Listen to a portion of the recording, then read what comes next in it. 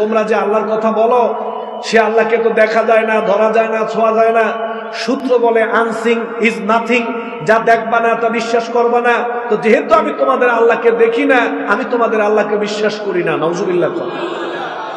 ক্লাসে একটা বুদ্ধিমান ছাত্র ছিল, ও দাঁড়াইছে, স্যার যদি বেয়াদবি না নেন তাহলে একটা কথা বলতাম। কি বলবি বল? কয় স্যার বেয়াদবি নিবেন না তো? কয় না বেয়াদবি নিব না, কোনো অসুবিধা নাই, তুই নির্ভয়ে বল। কয় না সত্যি কি বেয়াদবি নিবেন না? কয় না বেয়াদবি নিব না, কোনো অসুবিধা নাই, তুই বল।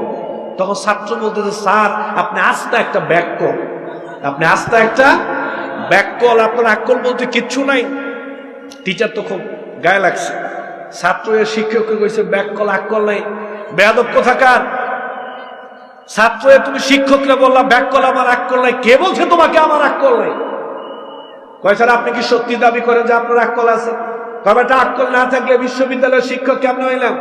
তো ছাত্র বলতেছে, স্যার তাহলে একটা কাজ করেন, দেন তো দেখি আপনার আক্কলটা দেখতে কেমন, একটু আমাদের কাছে দেন দেখি আপনার আক্কলটা দেখতে কেমন। তো শিক্ষক বলতেছে, বেটা আক্কল কি দেখার জিনিস নাকি? আক্কল কি দেখা যায় নাকি? কয় না স্যার একটু আগে তো সূত্র শিখাইলেন, আনসিং ইজ নাথিং, যা দেখবি না তা বিশ্বাস করবি না। তা আপনার সূত্র দিয়ে আপনারা বললাম, আপনার যে আক্কল আছে এটা যদি আমরা না দেখতে পাই তো কেমনে বুঝবো যে আপনার আক্কল আছে? এজন্যই তো কইছি আপনার ব্যাককল, ঠিক কিনা?